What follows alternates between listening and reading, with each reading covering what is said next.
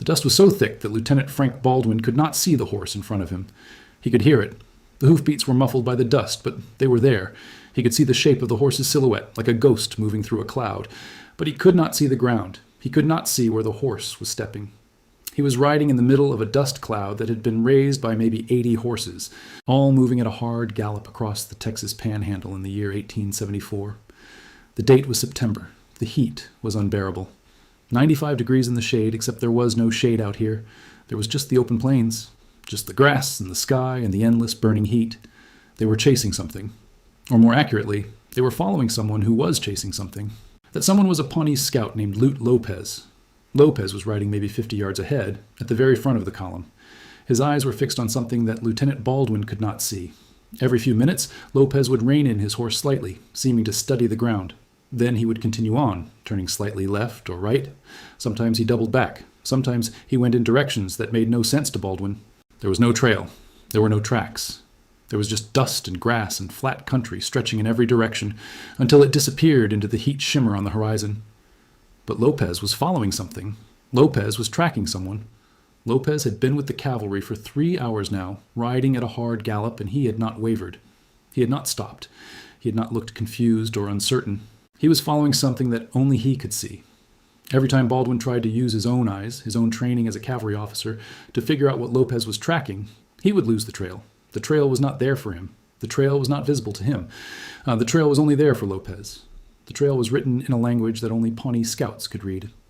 After 3 hours of riding, through terrain that looked completely empty to Baldwin, completely featureless, completely the same in every direction, Lopez suddenly stopped his horse.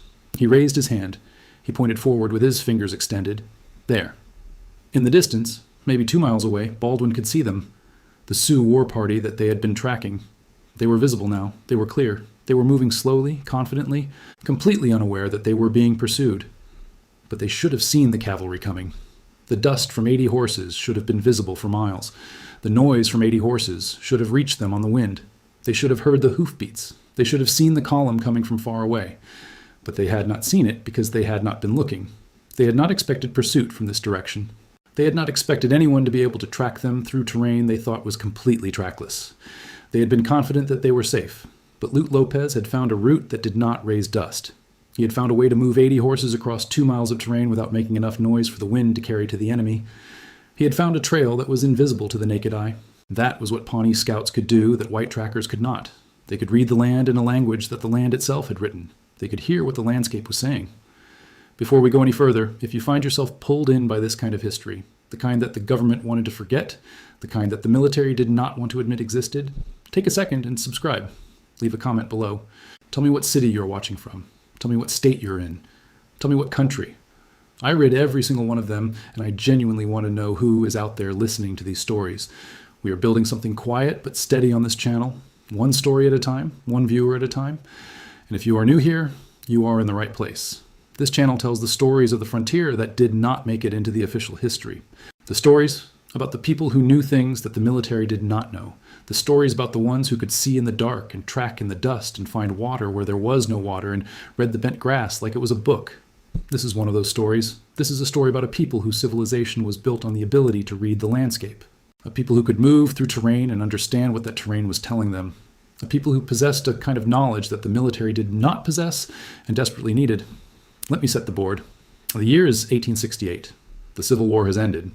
The United States Army is pulling soldiers out of the eastern states and redeploying them to the frontier. The frontier in 1868 is getting very busy, very crowded, very chaotic. The buffalo are disappearing at a rate that makes hunters almost weep.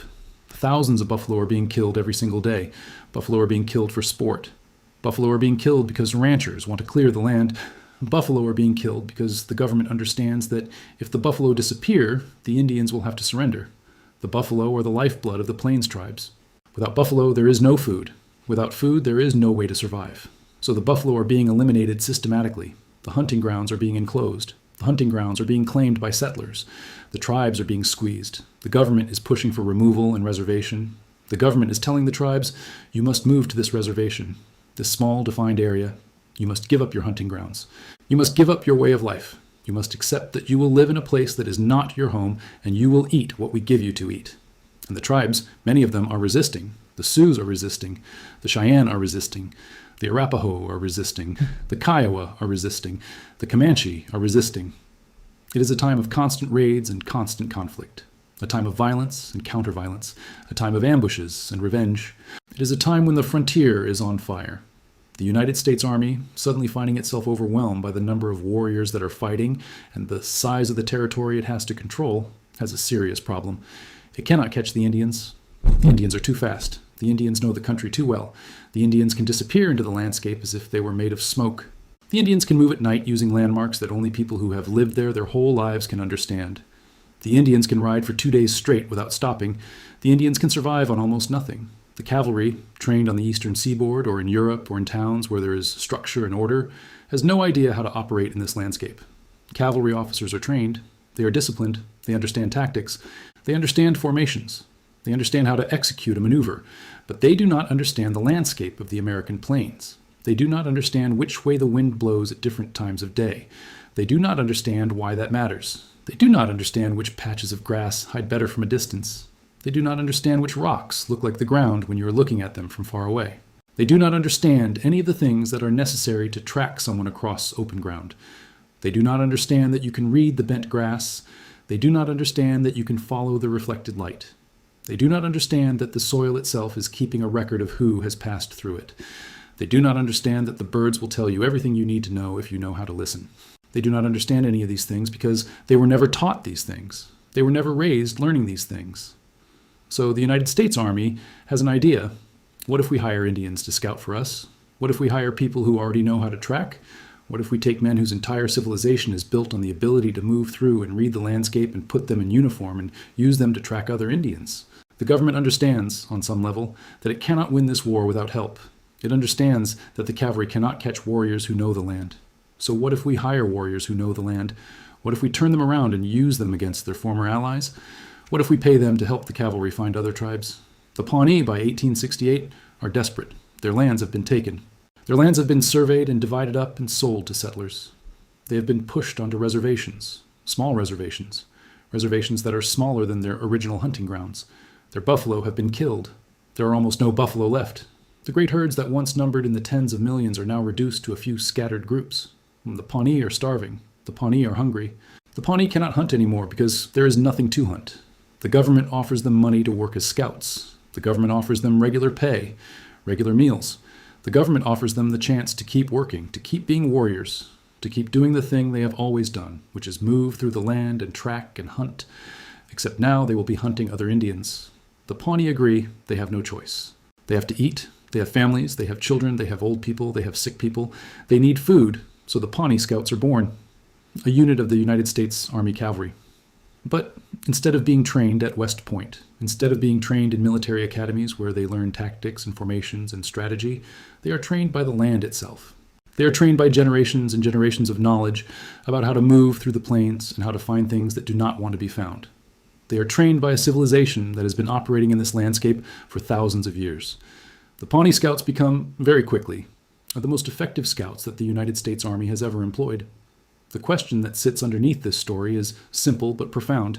How is it that a people who have never been to war college, who have never studied tactics in a formal classroom, who have learned everything they know from living on the land and from their parents teaching them and from their grandparents teaching them, could be so much better at tracking and finding than men who have been trained professionally to do exactly that? How is it that men from a civilization that is based on reading the landscape could find trails that men from a civilization based on understanding tactics and strategy could not find? The answer lies in 7 factors. 7 ways that the Pawnee understood the world that the white soldiers did not. 7 ways that the Pawnee had learned to see and hear and understand the landscape that made them almost supernatural in their ability to track. The first factor was the understanding of animal behavior and what animals could tell you. A white tracker, when he was trying to follow someone, would look at the ground. He would look for a hoof mark. He would look for a footprint. He would look for disturbed earth. He would look for signs of passage. A Pawnee scout looked at the animals themselves. He watched birds. If a bird had been startled recently, it acted different. It was alert. Its head was up. Its eyes were bright. It was looking in the direction that whatever startled it had gone. A bird that had been sitting peacefully for hours was completely different. It was relaxed. Its head drooped slightly. Its attention was scattered. Its eyes were dull. It was not looking at anything in particular. So a Pawnee scout, moving through territory, would watch the birds like a scholar reads a book. He would read them. The birds were telling him everything. The birds were telling him if someone had passed through recently or if the country was empty. The birds were telling him in which direction the travelers had gone. The birds were telling him how long ago they had passed. If the birds were very alarmed, very agitated, the travelers had passed very recently. If the birds were starting to calm down, the travelers had passed maybe an hour ago. If the birds were almost back to normal, the travelers had passed several hours ago. So a Pawnee scout, by reading the birds, could construct a timeline of passage. He could know exactly how far ahead the enemy was. A white tracker would see the birds, but would not understand what they were telling him. The birds meant nothing to him. They were just birds. They were noise. They were obstacles. But to a Pawnee scout, the birds were a language. They were writing a story in the air. They were telling him exactly where the enemy had gone and how far ahead they were. The second factor was the understanding of dust and wind and light reflection. This is something that took white soldiers years to understand. A trail on the plains is not visible like a trail in the forest. There is no worn path. There is no broken brush. There is no indication that anything has passed that way. There is just grass, endless grass. Grass that looks the same everywhere. Grass that stretches from horizon to horizon. But when a horse walks on grass, the grass gets pushed down. The grass gets bent. The grass gets flattened. If you're walking in the direction that the wind is blowing, the bent grass catches the light differently than the unbent grass. The bent grass reflects light in a different way. The unbent grass reflects light in a different way. The bent grass, when the sun hits it from a certain angle, appears slightly darker. The unbent grass appears lighter. So a Pawnee scout, riding into the wind, would be able to see a trail that was invisible to someone who did not know to look for that difference in light reflection. The scout would be able to see which direction the bent grass was pointing. The scout would be able to follow the trail of bent grass across miles and miles of open plains. A white tracker would be riding into the wind and thinking, I cannot see anything. The grass looks the same everywhere. I cannot tell which way they went. I cannot see a trail. But a Pawnee scout would be riding into the wind and seeing a trail as clear as if it had been marked with arrows painted on the ground. The scout would see the bent grass reflecting light differently than the unbent grass. The scout would follow it for miles. The scout would never lose it. The scout would know exactly how many horses had passed and approximately how long ago they had passed, just by the way the grass was bent and the way it reflected the light and the way the wind was moving it. The third factor was the understanding of the ground itself and what the soil could tell you. The soil on the plains is different in different places. In some places, it is red earth. In some places, it is gray earth. In some places, it is black earth. The moisture content changes from place to place. The density changes. The composition changes. When a horse walks on soil, it leaves a mark. Not always a visible mark to a white tracker. A white tracker might look at the soil and see nothing but dirt, but visible to a Pawnee scout who understands what the mark means. A horse that has recently passed leaves a mark that is slightly darker than the surrounding soil because the soil has been compressed and the compression brings moisture up from deeper in the ground. The moisture is visible. The moisture makes the soil darker. Over time, as the day goes on and the sun beats down on the ground, that mark gets lighter again as the moisture evaporates. The moisture is driven off by the heat. The soil returns to its original color.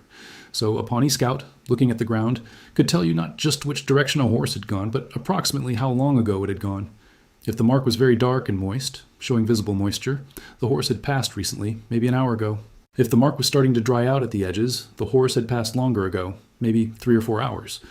If the mark was almost completely dry with just a slightly darker center, showing where the moisture had not yet completely evaporated, the horse had passed a long time ago, maybe 6 or 8 hours. If the mark was completely dry and the soil had returned to its original color, the horse had passed a full day or more ago. A white tracker would look at the ground and see nothing. The ground looked the same everywhere. It was all dirt. It was all the same color. But the Pawnee scout would be reading a timeline written in the soil itself. The scout would be reading the story of when the enemy had passed and how fast they had been moving and how many of them there were. The fourth factor was the understanding of human behavior and how humans moved through landscape. This is something that white military officers did not understand at all. They thought in terms of military logic. They thought, if I am being pursued, I will move in a straight line toward my destination. I will move as fast as possible. I will try to get away. But that is not how humans actually move. Humans move along the easiest path. Humans follow ridge lines because it is easier to see and easier to move, and you can see enemies coming from farther away. Humans cross rivers at the shallowest points because that is where the banks are lowest and the water is slowest and you do not have to swim as much. Humans camp near water because they need water. Humans move through valleys instead of over mountains because it is easier. A Pawnee scout, if he found the trail of a fleeing war party, would not follow the trail. He would not follow from behind. He would instead think about where the war party would go. He would think about which ridgeline they would follow. He would think about which river crossing they would use. He would think about which valley they would move through. He would predict the human behavior. He would move toward the easiest path that the humans would take. He would position himself ahead of the humans, and he would be waiting when they arrived. He would be there before they got there. A white tracker would follow the trail from behind, always trying to catch up. But by the time the white tracker arrived at a place, the war party had already left. They were already gone. They were already moving. A Pawnee scout would predict the future and position himself where he needed to be. He would let the enemy come to him. He would stand and wait and let them ride into his position. And when they did, the cavalry would be there waiting. The cavalry would have them surrounded. The fifth factor was the ability to move silently through terrain that seemed impossible to move silently through. This is something that amazed white cavalry officers. How could 80 horses move without making noise? How could 80 horses move without raising dust? How could 80 horses move without being seen or heard? A cavalry column, moving across the plains, makes noise. The horses make noise when they move. Their hoofbeats are loud. Their shoes ring against rocks. The equipment makes noise. The saddles creak. The rifles rattle. The canteens clank. The men make noise. Men talk. Men call out. Men communicate. A Pawnee scout moving across the plains, even a Pawnee scout on a cavalry horse in a cavalry uniform, carrying cavalry equipment, would move silently. He would know how to position his body on the horse so that the equipment did not rattle. He would know which routes would not cause the horses to shift the saddles and make them creak. He would know how to ride in a way that the hoofbeats were muffled. He would know where to find the soft ground where the hoofbeats did not echo. He would know which paths would not crack under the weight of a horse. He would know how to move through grass without disturbing it so much that the sound traveled. He would know how to move at night without using any light. He would know how to navigate in complete darkness. A white cavalry officer would hear nothing and think, "We are hidden. We are silent. We are moving without making noise." But actually, a Pawnee scout who was an enemy would hear the white cavalry column coming from miles and miles away. The Pawnee scout would know exactly where they were. The Pawnee scout would know how many there were. The Pawnee scout would know what their speed was. The Pawnee scout would know in what direction they were moving. The white cavalry would be invisible to itself, but completely and utterly visible to anyone who knew how to listen. This is why the Pawnee scouts were so effective.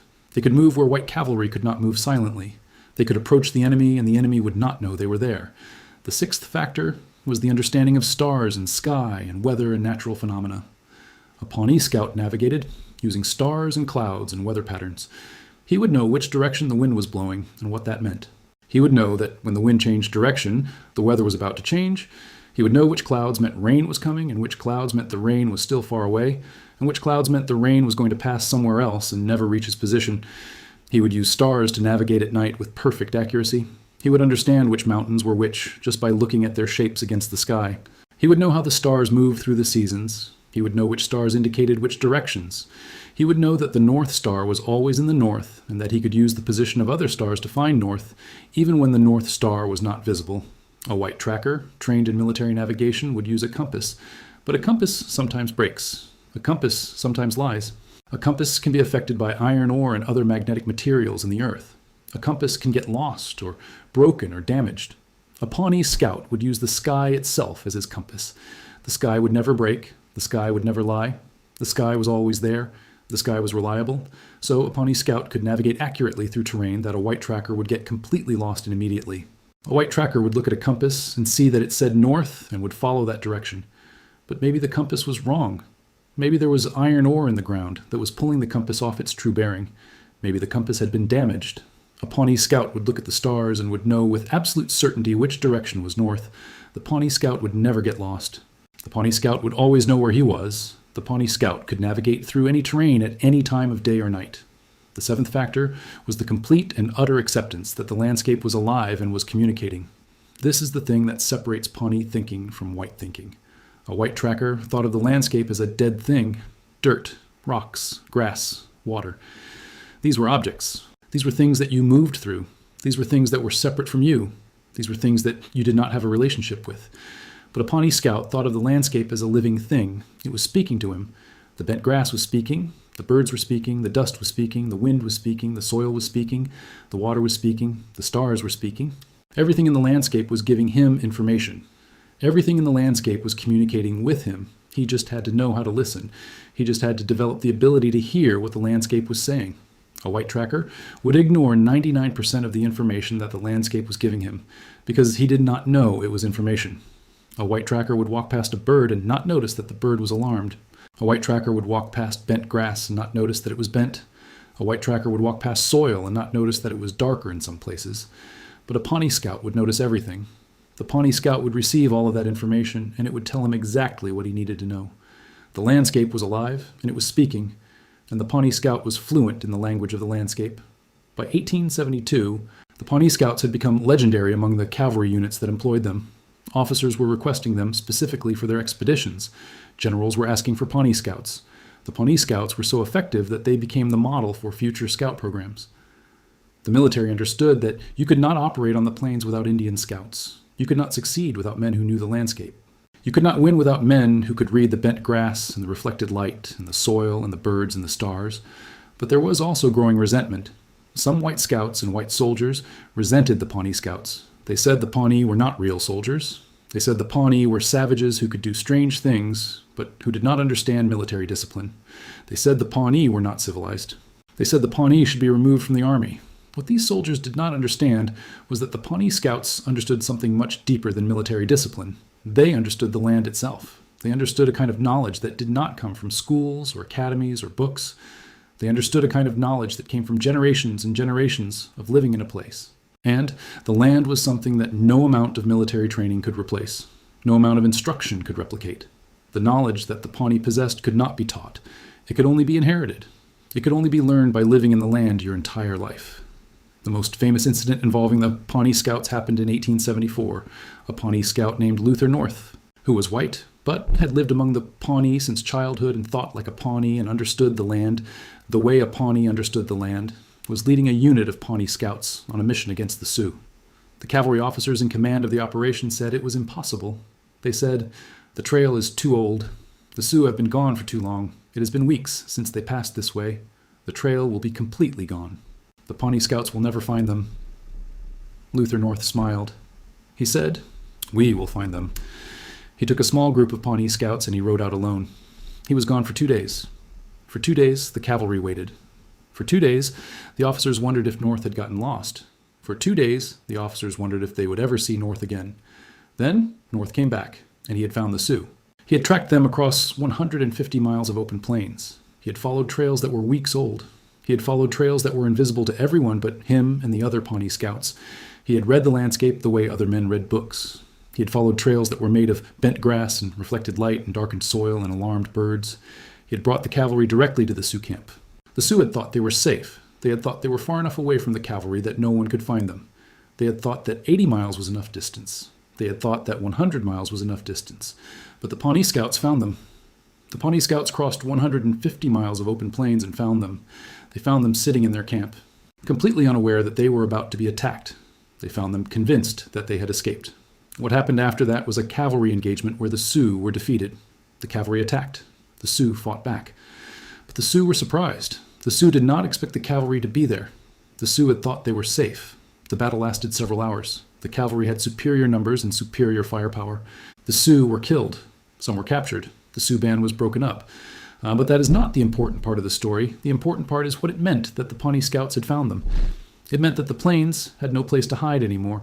It meant that the Sioux, no matter how far they ran, could be found. It meant that the age of warriors disappearing into the landscape was ending. It meant that the Pawnee Scouts, by offering their services to the United States Army, had sealed the fate of the tribes that were still resisting removal. The cavalry could not catch the tribes on their own, but with Pawnee Scouts, the cavalry could track them anywhere. With Pawnee Scouts, there was nowhere to hide. With Pawnee Scouts, the landscape had become an open book. The landscape had become something that could be read by the military. The landscape had become something that could be mapped and understood and used against the tribes. This is one of the great tragedies of the American frontier. The Pawnee, in trying to survive, in trying to get money to feed their families, became the instrument of their own people's destruction. The Pawnee Scouts helped the United States Army defeat the Sioux. They helped defeat the Cheyenne. They helped defeat the Arapaho. They helped defeat the Kiowa. They helped defeat the Comanche. By doing this, they ensured that all of the tribes would be removed. They ensured that all of the tribes would be pushed onto reservations. They ensured that all of the tribes would lose their hunting grounds and their way of life. They ensured that the buffalo would disappear. They ensured that the old ways would end. The irony was that this did not save the Pawnee. The Pawnee were removed anyway. In 1876, just 2 years after the greatest successes of the Pawnee Scouts, the Pawnee were removed from Nebraska to Oklahoma. They were taken from their homes. They were put on wagons. They were transported to Indian Territory, which was a place of disease and starvation and death. The very thing they had helped do to other tribes was done to them. The knowledge they had used to track other tribes was now useless to them. They were in a new land. They did not know this land. They could not read this land. They could not find water. They could not find food. They died. Luther North, the White Scout who led the Pawnee Scouts, was devastated. He had fought to keep the Pawnee in Nebraska. He had argued with government officials. He had written letters to the War Department. He had done everything he could to prevent their removal. He understood what was happening. He understood that the Pawnee Scouts had made their own removal possible. He understood that by helping the military defeat other tribes, they had shown the military that Indian removal was possible.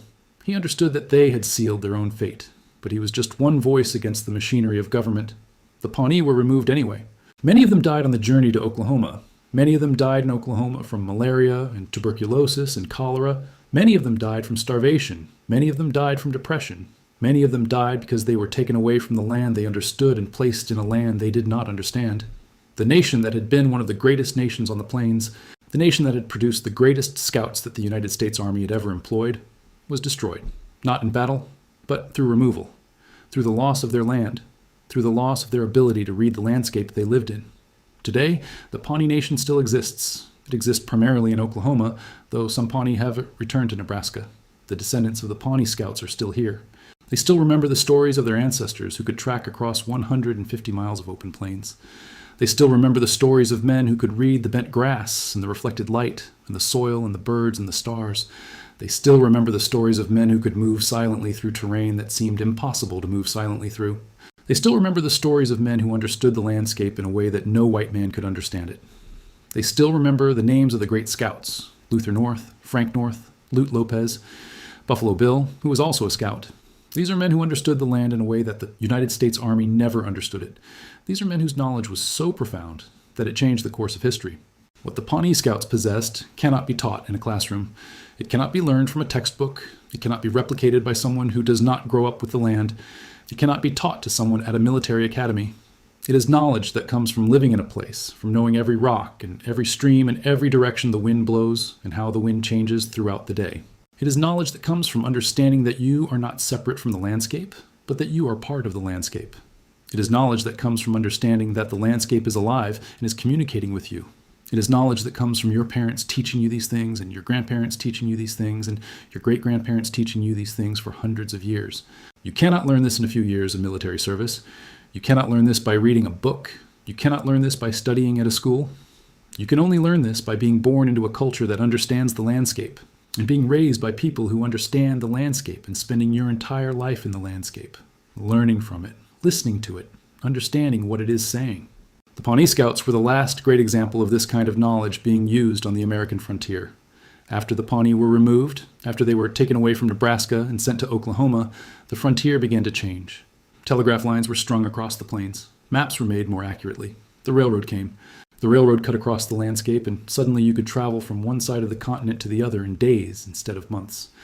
The landscape that had been read by scouts and warriors for thousands of years was suddenly mapped and measured and divided into squares. It was no longer a landscape that was alive and speaking. It became a landscape that was dead. It became a landscape that was owned. It became a landscape that was controlled. It became a landscape that was understood through maps and surveys and measurements, and the knowledge that the Pawnee Scouts had possessed, the ability to read the bent grass and the reflected light and the soil and the birds and the stars, became irrelevant. It became a relic of a way of life that was ending. It became a skill that no one needed anymore. If this story moved you, if it sat with you the way it sits with me, share it with one other person. Tell someone about the Pawnee Scouts. Tell them about men who could track across 150 miles of open plains and find enemies that thought they were safe and hidden. Tell them about men who understood the land in a way that we do not understand it anymore. Tell them about a way of knowing the world that has almost completely disappeared. Tell them about a civilization that was based on reading and understanding the landscape. Tell them about Luther North and Lute Lopez and Frank North and all the other Pawnee Scouts who possessed knowledge that the United States Army desperately needed. Tell them that these men should be remembered, not as servants of the military, but as men who possessed a kind of knowledge that came from a civilization that understood the land in a way that ours does not. Tell them that this knowledge is almost completely gone now. Tell them that we have lost something very important. Until the next story, take care of yourself and remember the names: Luther North, Frank North, Lute Lopez, Buffalo Bill. These are the names of men who could see what others could not see. These are the names of men who could read what others could not read. These are the names that should be remembered.